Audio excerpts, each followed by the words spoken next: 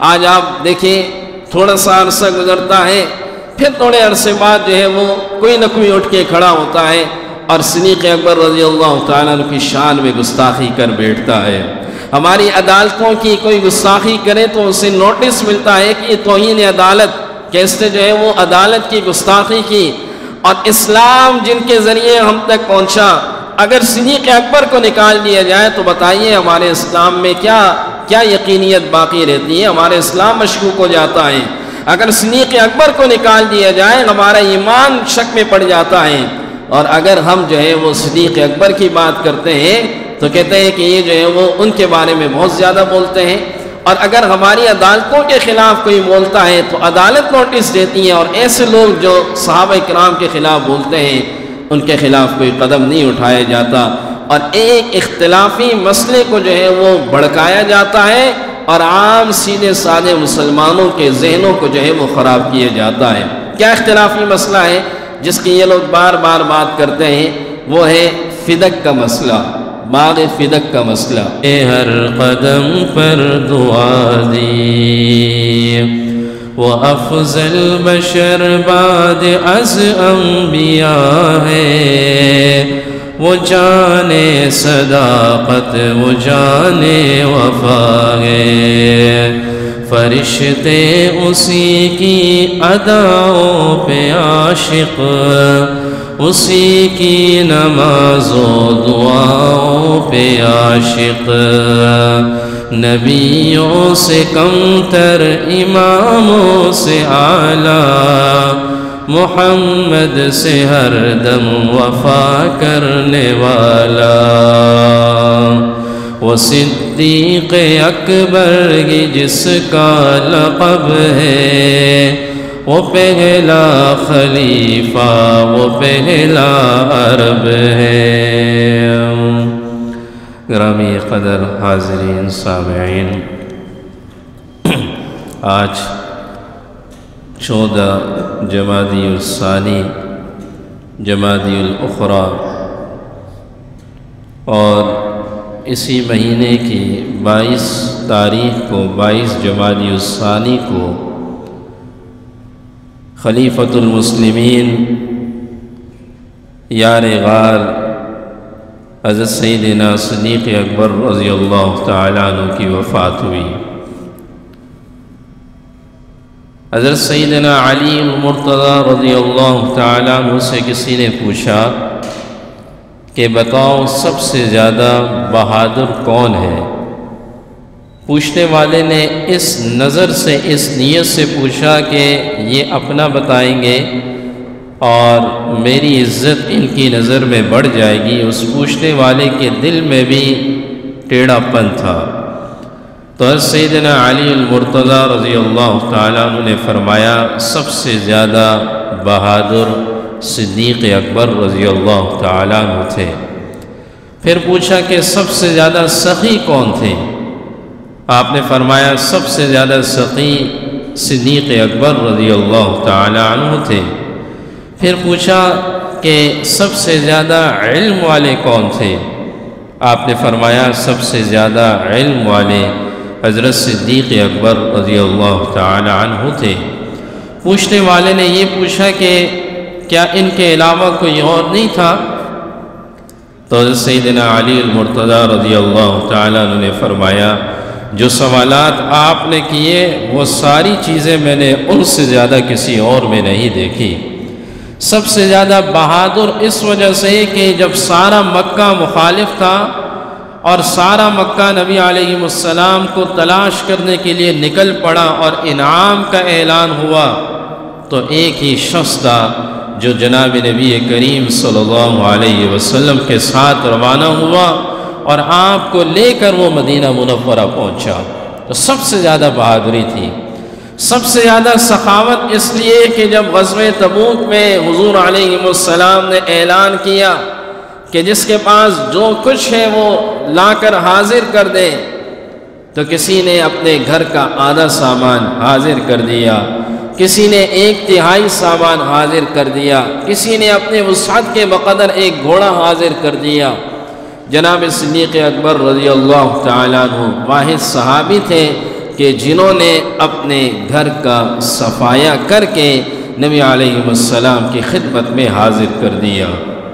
سب سے زیادہ سخی اس وجہ سے تھے کہ جب یہ اسلام لائے تو 45,000 دینار ان کے پاس پڑے ہوئے تھے، اور جب یہ ہجرت کے لیے جا رہے تھے تو 45 میں سے 40,000 دینار نبی علیہ السلام کی ذات پر خرچ کر چکے تھے، اور 5,000 دینار تھے، اور 5,000 دینار پھر اپنے ساتھ راستے کے زاد راہ کے لیے لے کر گئے۔ اسی لیے جناب رسول اللہ صلی اللہ علیہ وسلم نے ارشاد فرمایا، میں تمام لوگوں کے احسانوں کا بدلہ ادا کر چکا ہوں۔ آپ کسی کا احسان اپنے اوپر نہیں لیتے تھے، آپ کو کوئی ہدیہ دیتا تو آپ دوسرے وقت میں اس ہدیے کا کوئی نہ کوئی متبادل انہیں دیا کرتے تھے۔ آپ نے فرمایا کہ سوائے صدیق اکبر کے میں ان کے احسان کا بدلہ میں نے نہیں دیا، ان کے احسانوں کا بدلہ کل قیامت کے دن اللہ کی ادا کرے گا، باقی سارے کے سارے لوگوں کے احسانوں کا بدلہ میں ادا کر چکا ہوں۔ سرکار دو عالم صلی اللہ علیہ وسلم کی مجلس لگی ہوئی ہے، نبی علیہ السلام نے ارشاد فرمایا کہ مجھے 3 چیزیں محبوب ہیں۔ حضرت سیدنا صدیق اکبر رضی اللہ تعالی عنہ نے فرمایا مجھے بھی 3 چیزیں محبوب ہیں۔ سیدنا صدیق اکبر رضی اللہ تعالی عنہ نے اپنی 3 پسندیدہ چیزوں کا ذکر کیا، فرمایا النظر الی وجہ رسول اللہ صلی اللہ علیہ وسلم، اللہ کے رسول کے چہرے کی زیارت کرنا مجھے سب سے زیادہ محبوب ہے، اور دوسرے نمبر پر میرا اپنے مال کو حضور کی ذات پہ خرچ کرنا یہ مجھے سب سے زیادہ محبوب ہے، اور تیسرے نمبر پر میری بیٹی آپ کے نکاح میں ہے، یہ مجھے سب سے زیادہ محبوب ہے۔ اندازہ لگائیے، تینوں چیزوں کا محور نبی علیہ السلام کی ذات کو ٹھہرا دیا، تینوں چیزوں کا محور اللہ کے نبی کی ذات کو ٹھہرا دیا۔ فَأَمَّا مَنْ أَعْطَى وَاتَّقَى وَصَدَّقَ بِالْحُسْنَى فَسَنُيَسِّرُهُ لِلْيُسْرَى، یہ 30ویں پارے کی سورۃ اللیل ہے۔ سورۃ اللیل کی یہ جو آیتیں ہیں، ان آیتوں کی تفسیر میں مفسرین لکھتے ہیں ان آیتوں کا مصداق صدیق اکبر رضی اللہ تعالیٰ عنہ کی ذات گرامی ہے۔ اس سورت کو سورۃ اللیل بھی کہتے ہیں، اس سورت کو فضائل صدیق بھی کہتے ہیں۔ اس سورت کے بعد سورۃ الضحیٰ کا نام آتا ہے، اس سورت کو سورۃ الضحیٰ بھی کہتے ہیں، فضائل مصطفیٰ بھی کہتے ہیں۔ اللہ نے بتا دیا اگر مصطفیٰ کو سمجھنا ہے تو پہلے صدیق کو سمجھنا پڑے گا، پہلے سورۃ اللیل کو سمجھنا پڑے گا، صدیق اکبر کے مقام کو سمجھنا پڑے گا، اس کے بعد اللہ مصطفیٰ کی سمجھ تمہیں عطا کرے گا۔ وَأَمَّا مَنْ أَعْطَى وَاتَّقَى وَصَدَّقَ بِالْحُسْنَى فَسَنُيَسِّرُهُ لِلْيُسْرَى، فرمایا جس نے اپنا مال حضور کی خدمت میں پیش کر دیا، جس نے اپنی جان حضور کی خدمت میں پیش کر دی، جس نے اپنے اہل و عیال کو حضور کی خدمت میں لگا دیا، آپ نے صدیق اکبر رضی اللہ تعالی عنہ کے ذات گرامی کو پڑھنا ہے تو ہجرت کے واقعے کو تفصیل سے پڑھیے۔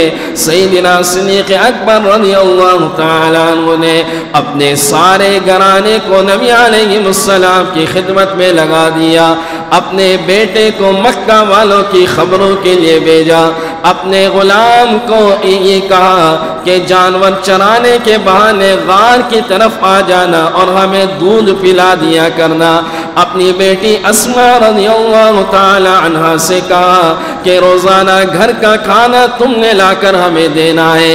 یہ پورا گھرانہ حضور کی خدمت میں لگا دیا۔ آپ نے فرمایا لو کنت اتخذت خلیلا لابا بکر خلیلا، اگر کسی کو خلیل میں بناتا تو میں ابو بکر صدیق کو اپنا خلیل بناتا۔ ابو بکر صدیق کو جیسے اللہ نے اپنا خلیل ابراہیم کو بنایا، ابراہیم علیہ السلام کو اللہ نے اپنا خلیل بنایا، جناب نبی کریم صلی اللہ علیہ وسلم نے صدیق اکبر کو اپنا خلیل بنایا۔ اللہ کے خلیل نے نار کے اندر جو ہے وہ اپنی جان کو پیش کر دیا، اور مصطفیٰ کے خلیل نے غار کے اندر اپنی جان کو پیش کر دیا۔ حضرت سیدنا صدیق اکبر رضی اللہ تعالیٰ عنہ یہ کوئی معمولی درجے کے صحابی نہیں تھے، اللہ نے ان کو بلند مقام عطا فرمایا۔ حضور علیہ السلام سے سچی محبت تھی۔ فَأَمَّا مَنْ أَعْطَى وَاتَّقَى، دوسری صفت بیان کی کہ وَاتَّقَى، سب سے زیادہ متقی اور سب سے زیادہ تقوی صدیق اکبر رضی اللہ تعالیٰ عنہ کی ذات اقدس میں تھا۔ إِنَّهُ كَانَ صِدِّيقًا نَبِيًّا، جیسے اللہ نے نبیوں کے بارے میں کہا کہ وہ صدیق بھی تھے، وہ نبی تھے، اسی طرح صدیق اکبر رضی اللہ تعالیٰ عنہ کو صدیق کا لقب عطا ہوا۔ پیغمبر کی تصدیق کی آپ نے، پیغمبر کی ہر بات میں آپ نے جو ہے وہ سر کو جھکا دیا، اور پیغمبر کی ہر بات کے اندر ہاں کو ہاں میں ملا دیا۔ اللہ نے اسی لیے ان کو صدیق کا لقب عطا کر دیا۔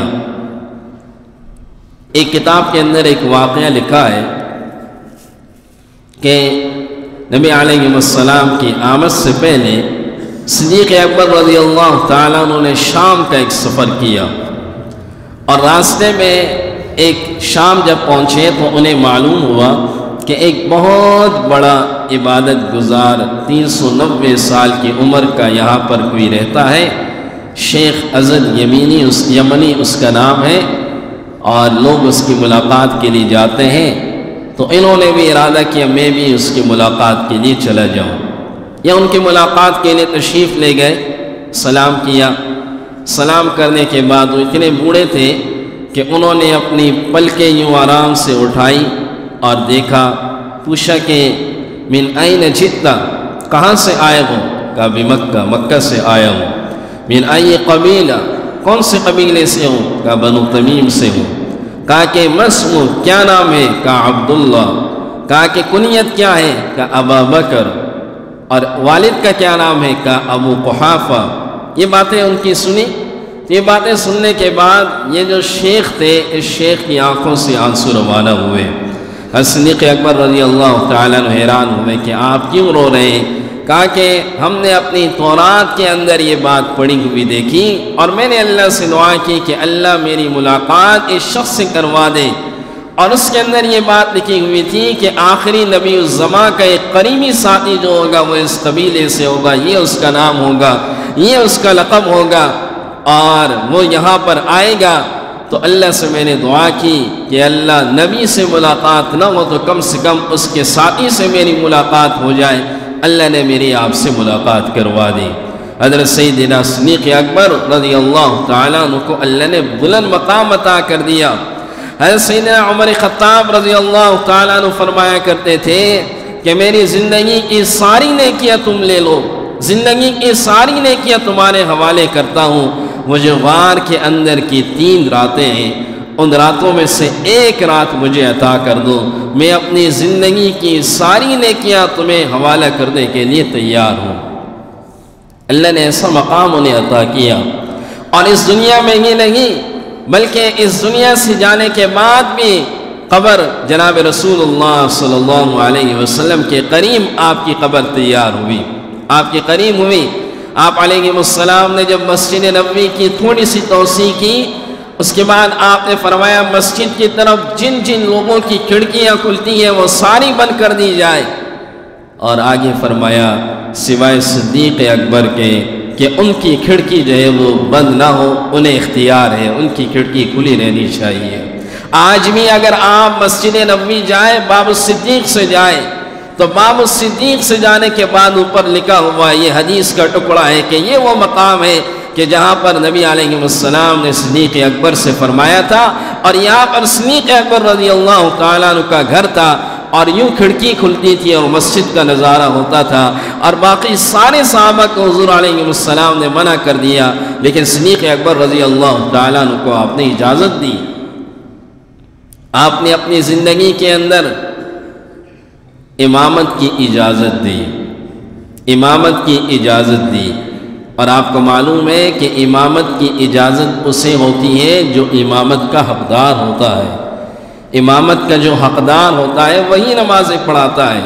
17 نمازیں جناب نبی کریم صلی اللہ علیہ وسلم کی حیات میں آپ نے پڑھائی، 17 نمازیں آپ کی زندگی میں 17 نمازوں کی جماعت کرائی۔ آپ نے فرمایا لا ينبغي لقوم ان يؤمنوا غيرهم وفيهم ابا بکر، کہ کسی قوم کے لیے مناسب نہیں ہے کہ اس قوم میں کوئی اور شخص نماز کے لیے آگے کھڑا ہو جائے اور اس قوم کے اندر ابو بکر صدیق رضی اللہ تعالیٰ عنہ موجود ہو، اس قوم کے لیے یہ بات روا نہیں ہے کہ کوئی اور آگے کھڑا ہو جائے۔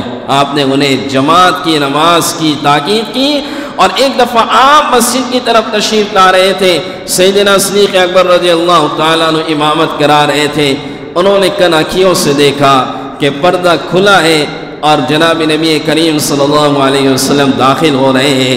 یہ پیچھے ہٹنے لگے، لیکن نبی علیہ السلام نے انہیں کہا آپ نماز پڑھائیں۔ آپ کی اقتداء میں نبی کریم صلی اللہ علیہ وسلم نے نماز پوری کی۔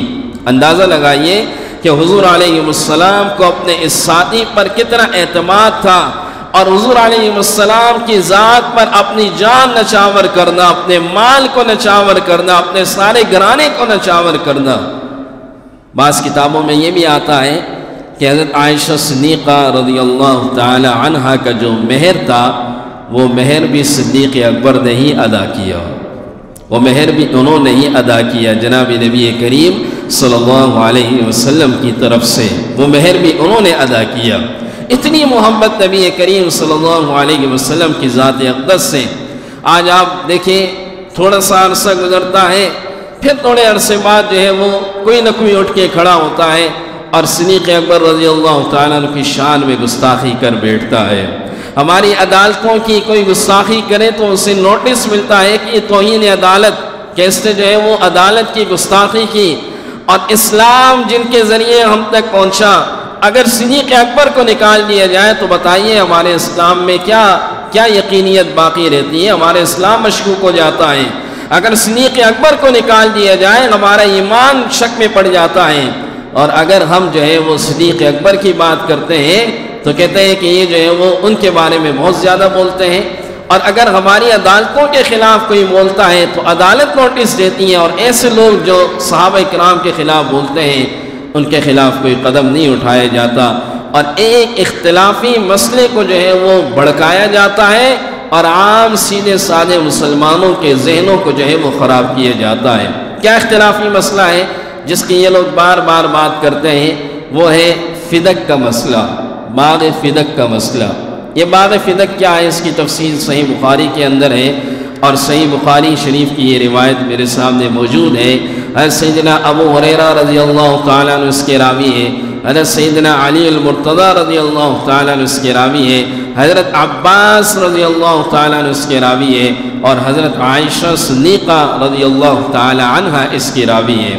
یہ فدق ایک باغ تھا جو کہ خیبر کے قلعے کے ساتھ تھا، اور یہ نبی علیہ السلام کو بغیر جنگ کے یہ حاصل ہوا، اور اللہ کے نبی کے مال غنیمت کے اندر آپ کے حصے میں یہ فدق کا باغ آیا، تو جناب نبی کریم صلی اللہ علیہ وسلم نے اس باغ سے ملنے والی آمدنی کو اپنے اہل بیت پر آپ نے خرچ کیا، اور اپنے اہل بیت کے لیے آپ نے اس باغ کو وقف کر دیا، اور اس سے جو آمدنی ہوتی تھی نبی علیہ السلام کی ازواج اور آپ کے اہل بیت میں وہ تقسیم کر دی جاتی تھی۔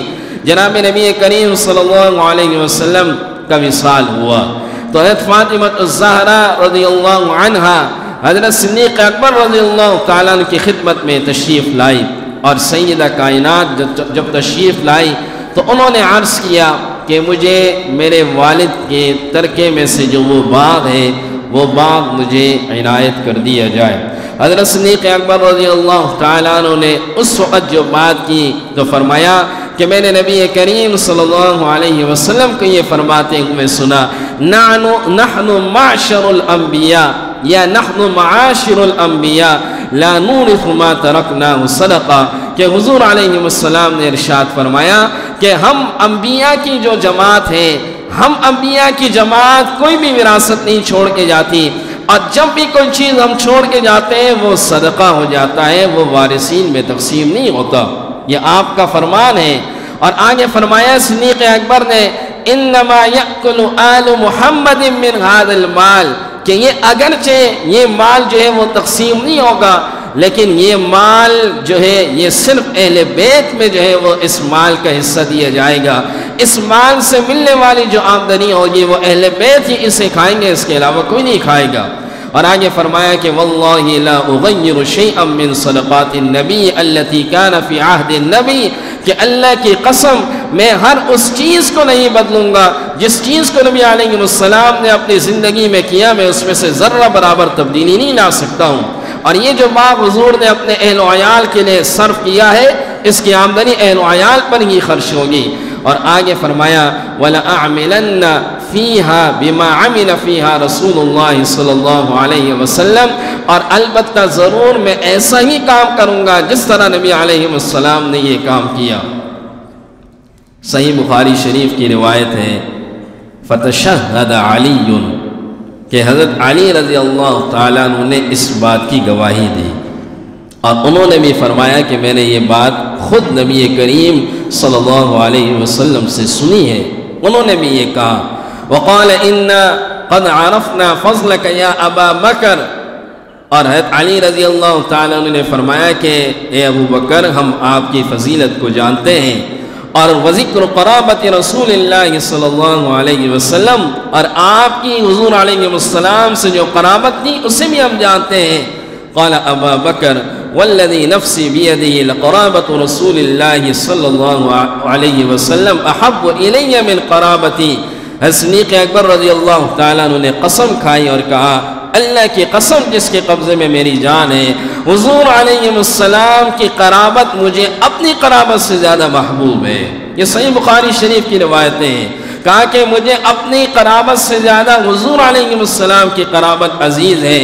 اور آپ نے یہ بات ارشاد فرمائی، اور سیدہ کائنات فاطمہ الزہرا رضی اللہ عنہا نے جب یہ بات سنی تو وہ تشریف لے گئی۔ ظاہر حضور کا فرمان جب آ گیا تو خاموشی ہے، حضور کے فرمان کے آگے تو پھر کوئی بات ہی نہ ہوئی، اور وہ تشریف لے گئی۔ اور اس کو غلط انداز میں، اس کو غلط رنگ دے کر پیش کیا جاتا ہے کہ انہیں ناراض کر دیا گیا، انہیں ناراض کر دیا گیا، انہیں ان کا حصہ نہیں ملا، انہیں ان کی وراثت نہیں دی۔ اگر ہم یہ بات کرتے ہیں تو نعوذ باللہ یہ بات آتی ہے کہ خدا نخواستہ نبی اس دنیا میں مال چھوڑ کے گئے، نبی اس دنیا میں ایک جائیداد چھوڑ کے گئے۔ یہ نبی علیہ السلام کی ذات اقدس پر بات آتی ہے کہ نبی اس دنیا میں خدا نخواستہ جائیداد چھوڑ کے گئے۔ حالانکہ ایک دفعہ آپ کو معلوم ہے حضرت سیدہ فاطمہ الزہرا رضی اللہ تعالی عنہ تشریف لائی، غنیمت کا مال آ چکا ہے، باندیاں بھی آ چکی ہے، غلام بھی آ چکے ہیں۔ نبی کریم صلی اللہ علیہ وسلم کی خدمت میں حاضر ہوئی اور عرض کیا یا رسول اللہ صلی اللہ علیہ وسلم، اے ابا جان، اے اللہ کے رسول، میں گھر میں کام کرتی ہوں، میرے ہاتھوں میں نشان پڑ چکے ہیں، میرے ہاتھوں میں نشانات ہو چکے ہیں، میرے ہاتھ سخت پڑ چکے ہیں کام کی زیادتی کی وجہ سے، مجھے کوئی باندی عنایت کر دی جائے، کوئی غلام عنایت کر دیا جائے جو گھر کے کاموں میں میری مدد کرے۔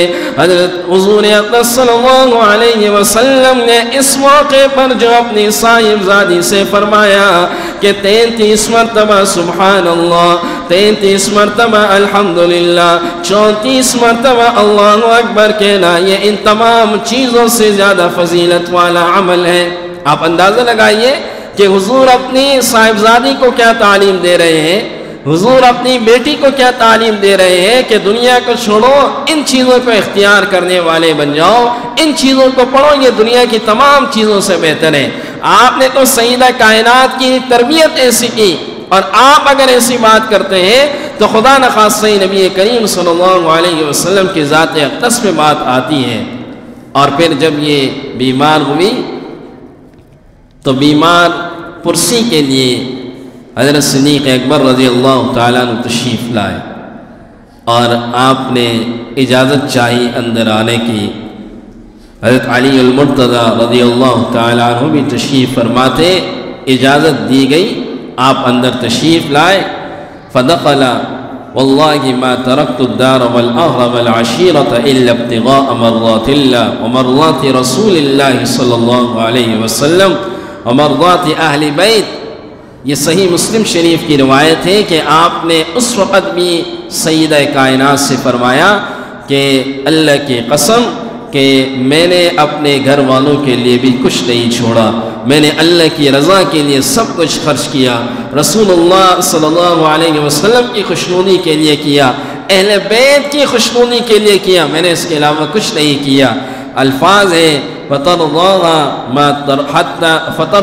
حتى رضيت ترضاها حتى رضيت. فرمایا کہ وہ خوش ہوئی، آپ کی بات سن کر وہ راضی ہوئی، اور اس کے بعد جناب صدیق اکبر رضی اللہ تعالیٰ عنہ واپس تشریف لائے. آپ کا وصال فاطمہ الزہرا رضی اللہ عنہا کا وصال 29 سال کی عمر میں ہوا، اور جب آپ کا انتقال ہوا تو آپ کے جنازے کو رات کے وقت لایا گیا. نماز جنازہ پڑھنے کا مرحلہ آیا تو حضرت علی المرتضی رضی اللہ تعالیٰ عنہ نے جس شخصیت کو نماز جنازہ پڑھانے کے لیے آگے کیا وہ حضرت صدیق اکبر رضی اللہ تعالیٰ عنہ کی ذات گرامی تھی. اور اسی کو یہ رنگ دیتے ہیں، یہ اچھی باتیں نہیں بتاتے، یہ والی بات نہیں بتاتے. جو اختلافی بات کا تھوڑا سا نکتہ ہوگا اسے عوام کے اندر اچھال دیا جاتا ہے اور سادہ لوگ مسلمانوں کو گمراہ کیا جاتا ہے. اور یہ بھی نہیں بتائیں گے کہ حضرت علی المرتضی رضی اللہ تعالیٰ عنہ نے اپنی ایک بیٹی کا نکاح حضرت صدیق اکبر رضی اللہ تعالیٰ عنہ سے کیا، یہ بھی کبھی نہیں بتائیں گے. یہ بھی نہیں بتائیں گے کہ انہوں نے اپنی اولادوں کے نام عمر، عثمان، ابو بکر اپنی اولادوں کے نام یہ رکھے ان حضرات نے، یہ بھی نہیں بتائیں گے. ان حضرات کی آپس میں محبت کیسے تھی، آپس میں رشتہ اور تعلق کیسے تھا، یہ حضرات نہیں بتائیں گے. یہ حضرات آپ کو وہی بات بتائیں گے جن بات کی بنیاد پر جو ہے وہ تفریق ہو سکے، اور جن باتوں کی وجہ سے آپ کے دل و دماغ کے اندر جو ہے وہ شک آ جائے، شبہ آ جائے، اور صحابہ سے آپ کے مضبوط رشتے کو جو ہے وہ کاٹ دیں. یہ حضرات آپ کو یہ باتیں بتائیں گے. تو یاد رکھیے صحابہ یہ روشن ستارے ہیں، صحابہ ایمان کے مینارے ہیں، صحابہ دین کے اساس ہیں، صحابہ معیار حق ہیں. اللہ نے سارے صحابہ کے بارے میں فرما دیا وَكُلًّا وَعَدَ اللَّهُ الْحُسْنَى. ان سب کے لیے بلند مقام لکھ دیا گیا ہے. رضی اللہ عنہم ورضوا عنہ. اللہ ان سب سے راضی ہو چکا ہے، وہ اللہ سے راضی ہو چکے ہیں. اور خاص طور پر صدیق اکبر رضی اللہ تعالیٰ عنہ کہ جن کے بارے میں قرآن مجید کی آیات نازل ہوئی، خاص طور پر صدیق اکبر رضی اللہ تعالیٰ عنہ جو حضور کے یار غار بھی تھے، جو حضور کی ساری زندگی حضور کے ساتھ رہے، اور حضور علیہ السلام نے جن کے بارے میں فرمایا انت صاحبی فی الغار وصاحبی علی الحوض، کہ غار میں بھی تم میرے ساتھی تھے اور کل قیامت کے دن حوض کوثر پر بھی میرے ساتھ ہی تم کھڑے رہو گے. حضور نے جن کے بارے میں فرمایا کہ جنت میں میرا اور آپ کا ٹھکانہ ایک ہوگا. حضور نے جن کے بارے میں فرمایا سارے لوگوں کے احسانوں کا بدلہ ادا کر چکا، صدیق اکبر کے احسان کا بدلہ میں ادا نہ کر چکا. حضور نے جن کے بارے میں فرمایا علم سیکھنا ہے تو صدیق اکبر رضی اللہ تعالیٰ عنہ سے علم کو سیکھا جائے. اللہ نے ایسا بلند مقام انہیں عطا کیا.